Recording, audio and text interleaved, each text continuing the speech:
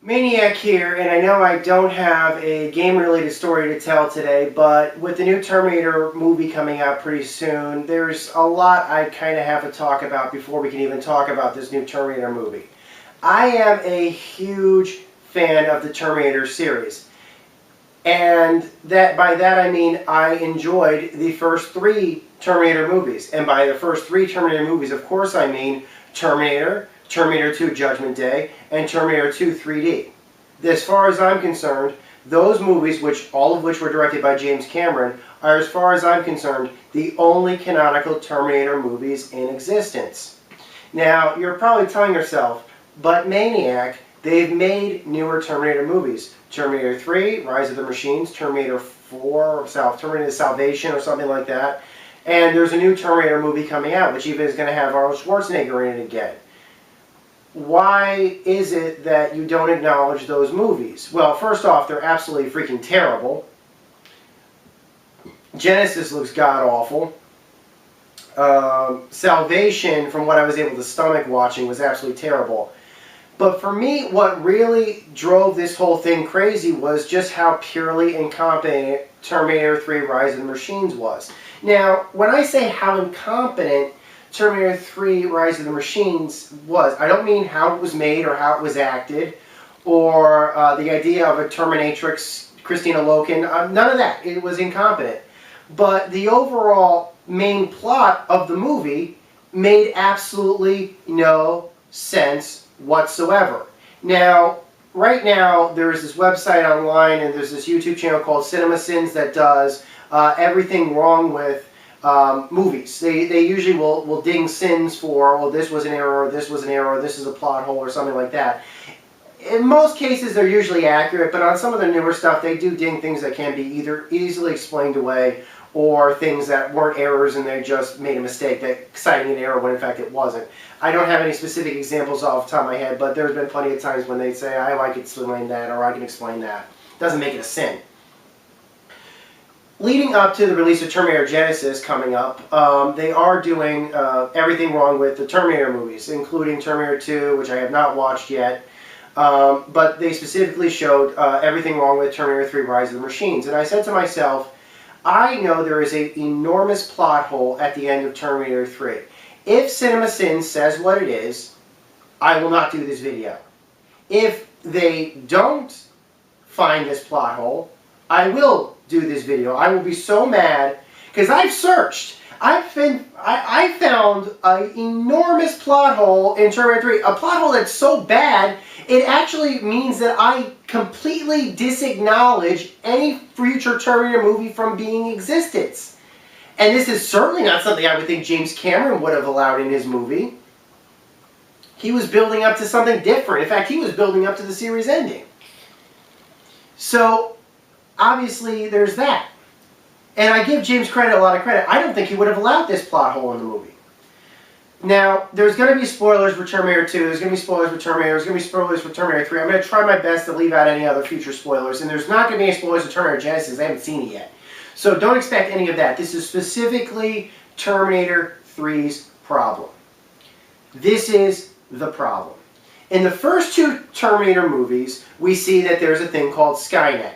Skynet, as presented in the first two movies and in the 3D film, is basically the home of the machines. The artificial intelligence, operational combat, manufacturing, basically the be-all, end-all of the machine's creations and everything else came from Skynet. Skynet was built by man, became self-aware, caused a nuclear attack against man, and then basically sent hunter-killers and Terminators basically to mop up any human resistance that would follow. A reasonable plan in the first two movies, and even in the third. In all of those movies, basically, humanity survives. The reason why they survive is because humanity actually had established, said by Kyle Reese, that humanity had overthrown Skynet. Skynet was on the verge of losing, and the resistance, it was inevitable that they would win. The problem was that Skynet had experimented with time travel. They intended to take somebody back in time to kill the leader of the human resistance, assuming that if they had killed the human resistance leader before he became the leader of the resistance, the basically Terminators would win. Skynet would have no resistance against it, which is a reasonable assumption. They are botched because humanity finds out about the plan and sends somebody back to protect John Connor's mother and then later John Connor. So it's all reasonable up to this point. Skynet in these first 3 films, again, including the 3D movie, is depicted as a singular location. A heavily fortified singular location. A building, basically, which could survive nuclear attack, would assemble these HK, I think they're called Hunter Killers or something like that. I believe they were called HKs in the movie for short. The giant flying death machines, basically, that could fire laser blasts, things like that. Also assembled the Terminators and the later Terminator advancing machines and robots and stuff like that. Now, in this movie, Skynet is considered to be a singular location. And we even see it in the 3D movie quite clearly. Now, in all of these locations, you would probably assume, well, what would the point be for Skynet to have one singular location? It's kind of a bad idea. Let's talk about that for a second.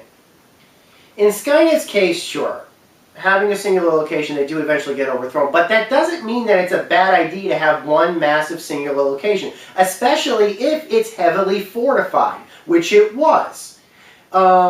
It's protected by the Hunter Killers, it's protected by the Terminators, it can continue to process everything that it needs, it can survive a nuclear attack, certainly. Having a singular location is not bad if you can back up your defenses. And you have no external remote access, basically, which it did. All Terminators were basically programmed. They were not wirelessly controlled, certainly. They were programmed with an operating system, and they were set to read-only process. Basically, there was no way into Skynet except as getting physically in there and blowing it up from the inside, which is what James Cameron wrote. There is a script originally that they were going to show that in Terminator 2. It's in the original script. It's on the DVD. That they had written a script where they had gotten in and they had said what had happened and then they planned on blowing it up afterwards. So, while it lost, not a bad idea. What was a really, really bad idea is what they decided to do for Terminator 3. Now, obviously, the writers for Terminator 3 had no clue what the heck they were doing or what they were talking about. Maybe these guys don't know about computers or anything like that, or maybe they had just read a magazine about some futuristic technology and they thought that they could adapt it, simply just using buzzwords and a couple of other things. But they didn't do a very good job, because the ending to Terminator 3 has a huge plot hole. Now, spoilers for Terminator 3. In Terminator 3, it's established that Skynet is developed by the girl from Homeland's dad. Okay? Claire Danes' father is the guy who's in charge of Skynet. He builds Skynet, eventually it is turned on, it goes crazy, and then basically a nuclear war starts. And the movie ends with with nuclear war starting. Over the course of the movie, it is established that Skynet was basically a cloud computing service, not a singular location. Now, it was reasonable for me to assume that with a bloated military budget like the one depicted and hinted upon in Terminator movies, they could build a singular Skynet location and turn it on. They would certainly have the funds to do so, as well as the engineers and the manpower, thanks to people like Miles Dyson and stuff like that. Here's the problem with this entire thing. When you're doing cloud computing basically works like this. You run a program on your computer, and then your computer does CPU cycles for a major combined program with computers from all over the world. Usually it's done to do something major. It requires an internet connection, and it requires the internal software to run the cloud computing program. Your computer will do the work, and then it will offset those processes to a massive server or something like that that's joined together. The theory is that this would mean that the processing would be faster than having one centralized location. So they adapted that idea for Skynet in Terminator 3: Rise of the Machines. That Skynet would become a giant cloud computing mech. It still goes crazy, it still goes out, calls upon a nuclear holocaust, and it still means the end of the world, except John Connor and his wife, or future wife, survived, basically. As well as a few other stragglers. Now here's where this makes no sense at all. There are two major flaws with this cloud computing idea, and they are fundamental flaws that cannot be overlooked. The first is it is a very bad idea for Skynet to be a cloud computing system. Like I said, one single location may sound like a bad idea, but if you fortify that location with heavy defenses like Skynet was able to build, then it can survive a nuclear blast, it's reasonable. It's not an unreasonable idea. It's within the realm of possibilities. Here's the problem with doing cloud computing. One, you're on all computers all across the country, probably. I don't know if they would have allowed Skynet software to be in other computers in other countries, but certainly your software is running all across the country. You've got a decentralized artificial intelligence now. Here's the problem with that. They knew it's going to go crazy. People died when there was an attack on it just as the system was turned on. Even if Skynet is in all of the computers all across the world at that point, there are two things that could have happened. One, people could be notified by radio or by television. CNN, Fox News could break in and say, either wipe your, something has gone wrong with the computer updates that the US government has brought in. Unplug your computer from the internet right now or shut it off and wipe it. But at the very least, get it offline. Literally pull the plug on. This was before Wi-Fi. Wi-Fi was around at that time when the movie was made, but most people wouldn't have had Wi-Fi access. In fact, a lot of people still don't have Wi-Fi access. I know, I'm shocked about that too.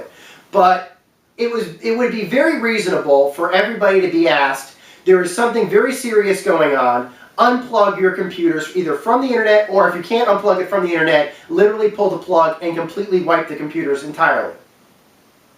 That would mean that Skynet, that alone would probably stop Skynet right in its tracks. Even if that doesn't, then you've got like plot hole number two.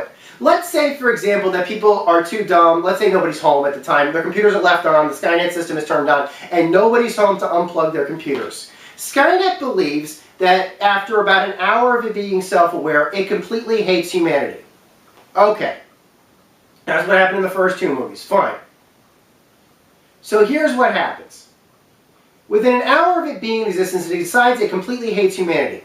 So it calls in a nuclear attack, which would basically in turn intentionally causing a nuclear attack in the United States, so that both Russia and the United States would be wiped out simultaneously. That it was intentional. They launched their missiles against Russia, knowing that the United States would be completely wiped out from a nuclear counterattack. Well, I don't live in a fortified, bomb-proof bunker. If my computer was running Skynet, then Skynet just lost that portion of its intelligence.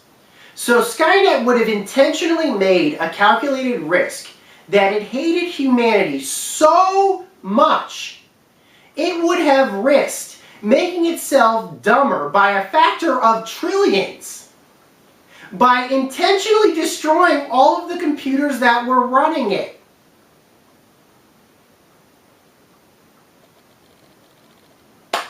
There are no words for how dumb this plan is.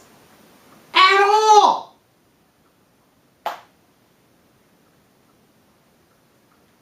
Why would they think this was a good idea?